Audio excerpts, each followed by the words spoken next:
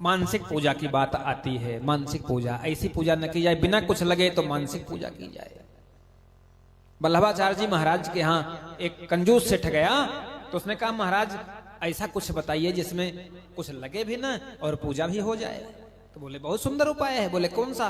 बोले काम करो ना, जब तुम पूजा करने बैठो तो ये विचार करो कि मैं भगवान का पारखा दूंगा। यमुना स्नान करके प्रभु को स्नान करा रहा हूं, प्रभु को वस्त्र पहना रहा हूं, प्रभु के चंदन लगा रहा हूं, माल्यार्पण कर रहा हूं, सुगंध लगा रहा हूं, पुष्प चढ़ा रहा हूं, और गर्म गर्म दूध औंटा के सुंदर सोने के कटोरे में चीनी डाल के भगवान को दिव्य भोग लगा रहा हूं। आहा, अब लगा बैठने, यही करके पहले 5 मिनट किया, दूसरे दिन 10 मिनट किया, फिर 20 मिनट किया। धीरे धीरे कुछ लगना है नहीं, धीरे धीरे ऐसा अभ्यास हो गया उसका ना कि 1-1 घंटे मानसिक पूजा चल रही है। बोलो जय श्री कृष्ण। हाँ, लेकिन नित्य की भांति भोग लगा रहा है। तो एक दिन वो जब गर्म कटोरा करके दूध औटा के भगवान को भोग लगाए, तो उसकी समझ से चीनी कुछ ज्यादा गिर गई। जल्दी में चीनी कटोरे में ज्यादा गिर गई, तो सोचा कि ये अधिक गिर गई, इसमें से तो एक दिन और भोग लग जाता। सो वही हाथ डाला चीनी निकालने के लिए, मन में ही मानसिक पूजा में, अरे तुरंत गोविंद पकड़ के हाथ को पकड़ लिया प्रकट होकर। ए सेठ, इसमें तुम्हारा लग क्या रहा है? लग क्या रहा है? इतनी कंजूसी भी ठीक नहीं है। प्रकट हो गए भगवान। तो उस प्रकार भी अगर पूजा करो ना, तो उससे बड़ी पूजा कोई नहीं, लेकिन भाव होना चाहिए, समर्पण होना चाहिए। हाँ, भगवान कपिल कहते हैं कि जो इस प्रकार से मानसिक पूजन करता है, भगवान उससे बड़ा प्रसन्न हो जाता है। और मैया एक बात बताऊं ना, तुम कहती हो कि सुख कहां है, तो सुख कहीं नहीं है। सत्य कहता हूं मैया, ना तो बाहर सुख है ना अंदर है। बताओ किसी को सुख मिला है? मैंने कई अरबपतियों को देखा है, एकांत में उनके पास जाता हूं ना, पूछता हूं, बैठता हूं, और हनुमान जी की कृपा से मेरे राम के जितने भी शिष्य हैं, मैं आपको व्यासपीठ से कह रहा हूं, एको सब के सब करोड़ से अधिक ही हैं। बोलो जय श्री कृष्ण। हाँ, ये इनकी कृपा है। एकांत में उनके पास जाता हूं, बैठता हूं, पूछता हूं, सही सही बताओ तुम सुखी हो? सही सही बताओ तुम सुखी हो? कहते हैं कि महाराज बिल्कुल सुखी नहीं है। तब वही बात याद आ जाती है गोस्वामी जी की। बोले दीन कहे धनवान सुखी, धनवान कहे सुख राजा को भारी।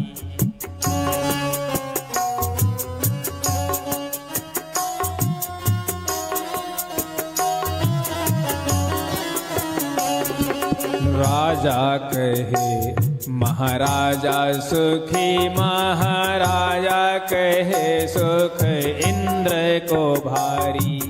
इंद्र कहे चतुरानन को सुख, ब्रह्मा कहे सुख विष्णु को भारी।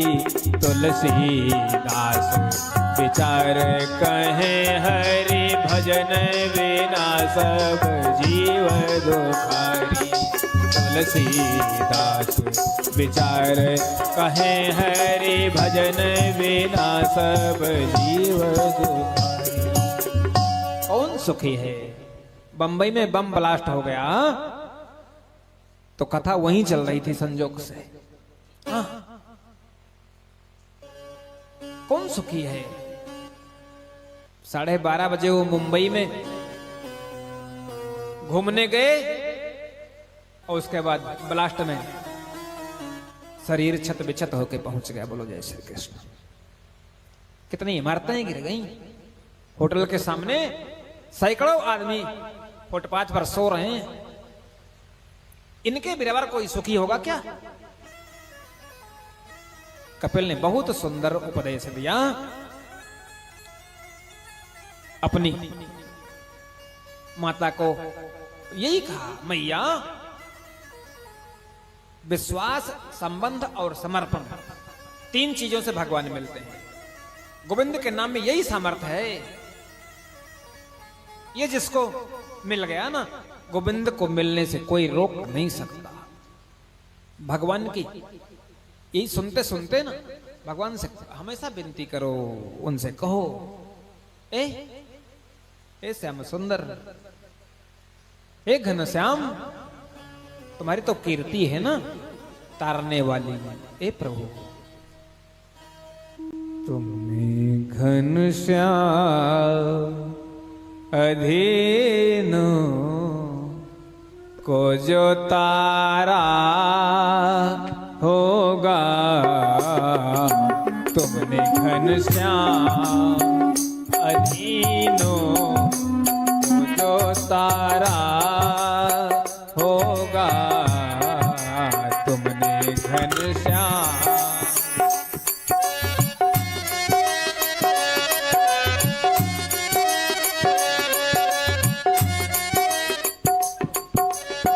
तुमने घनश्याम अधीनों को जो तारा होगा, तुमने घनश्याम।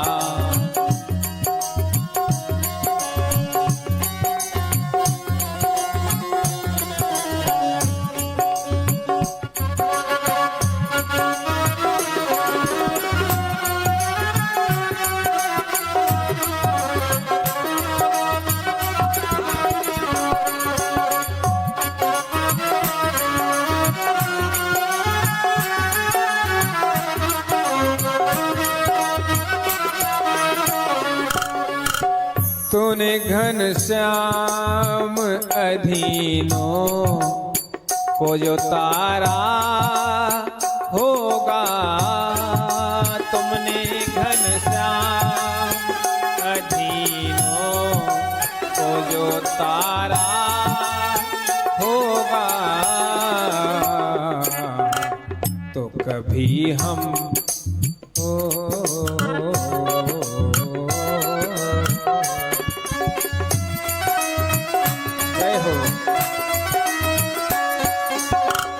कभी हम को भी तरने का सहारा होगा, तो कभी हम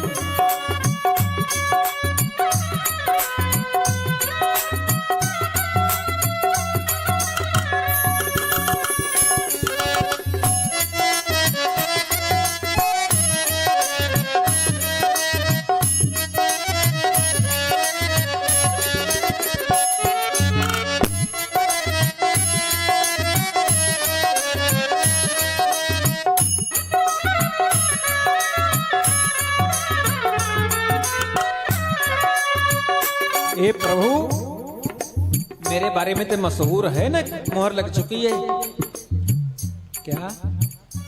बोले हम तो मशहूर हैं पापी, तो तुम पतित पावन। हम हैं मशहूर जो पापी, तो तुम पतित पावन। तुम न होगे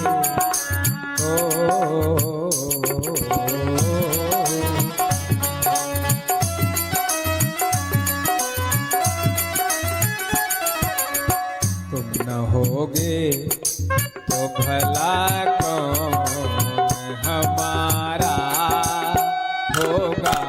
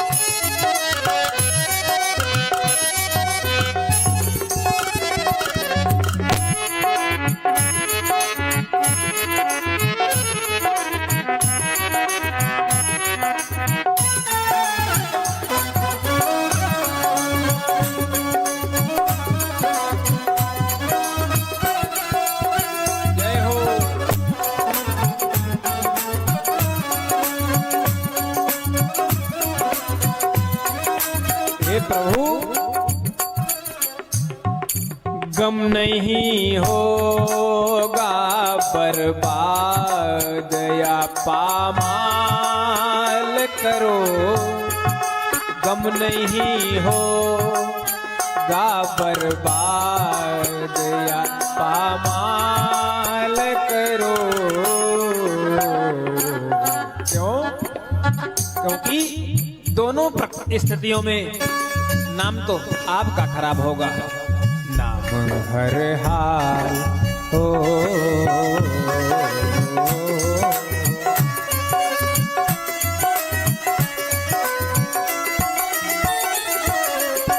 नाम हर हाल में बदनाम तुम्हारा होगा।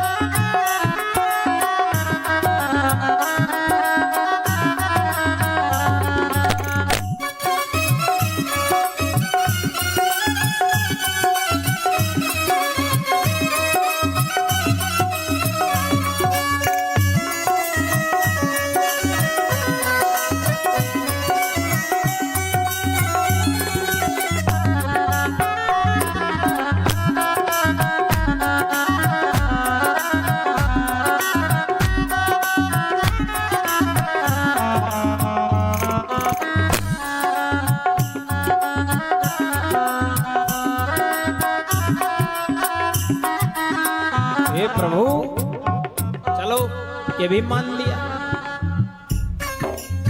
माना सरकार की आंखों में अनेकों है अधम, माना सरकार की आंखों में अनेकों है अधम।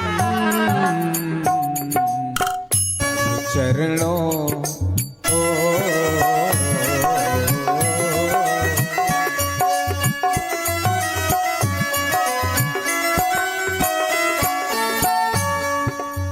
प्रभु चरणों में भला बिंदु।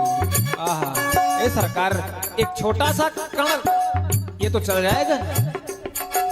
प्रभु चरणों में बिंदु कैसे गुजारा होगा। चरणों में बिंदु कैसे गुजारा होगा।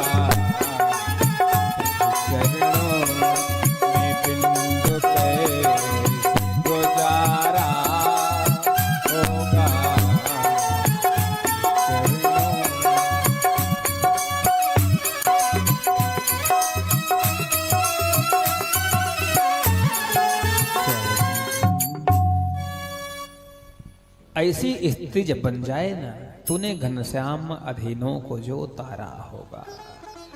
आहा, यह है 10वीं भक्ति। जब उसमें व्यक्ति पहुंचता है ना, प्रेम की धारा में बहने लगता है मनुष्य।